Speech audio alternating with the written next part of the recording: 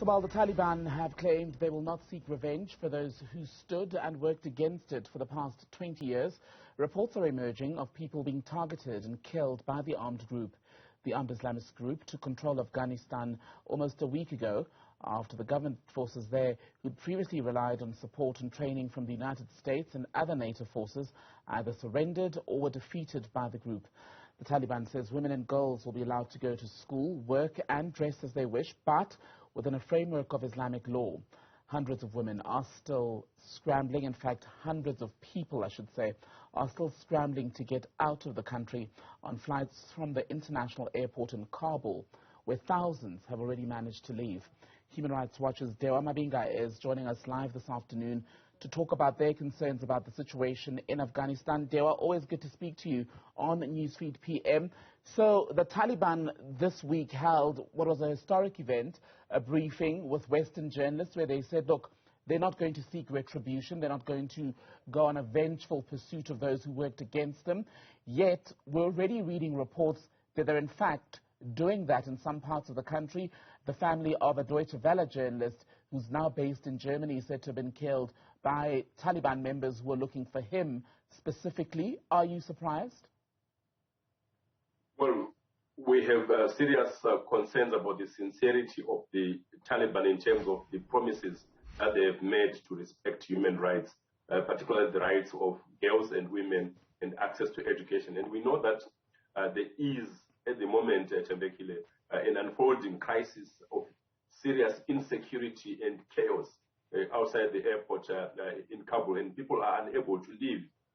Those that have been cleared for evacuation are unable to reach the airport, and we also know that some people are being prevented from accessing or have been turned away when they arrived to try and leave the country. So there are serious concerns about human rights and about the sincerity of the Taliban in terms of its commitment to respect human rights, the rights of girls and women, and also of the people that have previously worked, among them academics, journalists, and those that worked in civil society in promoting human rights, democracy, and good governance in Afghanistan. So the Americans, the British, and some of the other NATO countries are currently sending in evacuation flights to get some of these people out, but some of them already indicated that it appears quite likely that they're not going to be able to get all of them out. What kind of life awaits these people if they're not able to leave Afghanistan? Well, what we're saying is that these people, there are groups of people who are seriously at risk if they are unable to leave Afghanistan. And they are Afghans themselves for Afghanistan, the Afghans who are at risk, and these include people who have worked and have provided strong support to the U.S. government and other governments to promote democratic values and human rights. And we also know that they are activists who are promoting women's rights, girls' rights, teachers, journalists, academics, and women with high-profile roles in government, in the police, in the army, and in public life. And they are at serious risk because we have received information about already actions by the Taliban of detaining and killing former security personnel, targeting journalists, and conducting raids to search for former government personnel and civil society members.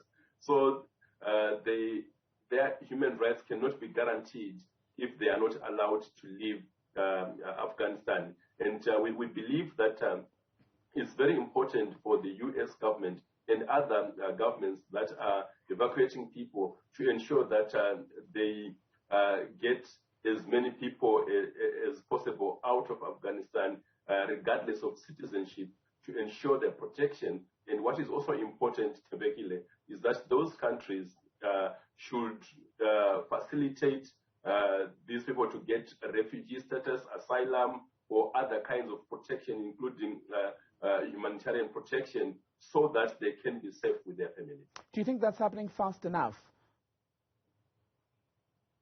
Well, this is something that has to happen. It's critical, and we know that the U.S. government has an agreement with the Taliban that they will have some kind of passage to evacuate people until the 31st of August. But what we're saying is that this should not only focus on U.S. citizens, and that it should focus mostly on the Afghans at risk, and that the U.S. government, NATO and their allies should find a common position in terms of evacuation and ensure that planes that are flying out of Kabul do not leave with empty seats. People should be given priority to be able to leave. But much more importantly, I think we need to have a situation where there is safe passage for those people who need to leave Kabul, to be able to access the airport and the places where they can board the planes and depart from Kabul. And you mentioned the issue, the concern about the rights of women and girls. As I was saying, coming into the conversation, yes, the Taliban held that historic briefing where they said, no, well, this is a much more moderate, shall we say, group from the one that ruled Afghanistan in the mid to late 1990s and about 2001. Yes, women and girls will be allowed to work, they'll be allowed to go to school, but all of that is said to be within what the Taliban described as the bounds of an Islamic framework. The ambiguity about where that starts and begins, how much does that concern you as a rights organization? Well, it's a huge concern, Thembekile, and also particularly because of the history of Taliban violations of the rights of women and girls in Afghanistan.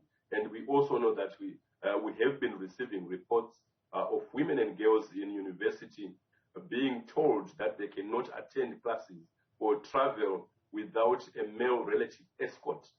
And given the past Taliban practices of prohibiting or restricting the education of women and girls, we are hugely concerned and will be following developments very closely to see whether the Taliban leadership has an improved education policy, or that they are sincere about what their promises have been. But there are serious concerns given the past practices. And who holds the Taliban accountable currently? Because they're not an elected government. They've won power through defeating the government forces and, of course, the fleeing of President Ashraf Ghani. The United States and the NATO forces have left, and that then created the space for them to assume the leadership of Afghanistan. But who holds them accountable? Who do they have to explain themselves to, especially now that we're already hearing reports of some rights abuses already taking place? Well, what we know is that the Taliban has international law responsibilities because it is in effective control of the place to ensure that there is respect for human rights. And this is why there is the UN, which has carried out fact-finding missions and investigations. And we believe that this is the time for the UN Human Rights Council in Geneva, which is meeting in the coming 2-3 days, to discuss an emergency resolution on Afghanistan to address precisely the issues that you raise, Thembekile. But it does not mean that at the moment the Taliban do not have human rights obligations. They have, in terms of international law, obligations to ensure that they do not violate international law and that they facilitate humanitarian assistance or do not obstruct or unreasonably deny support to the people that need it. Dewa Mavhinga, good to speak to you as always. Thank you for your time. Thank you, Thembekile. Thank you.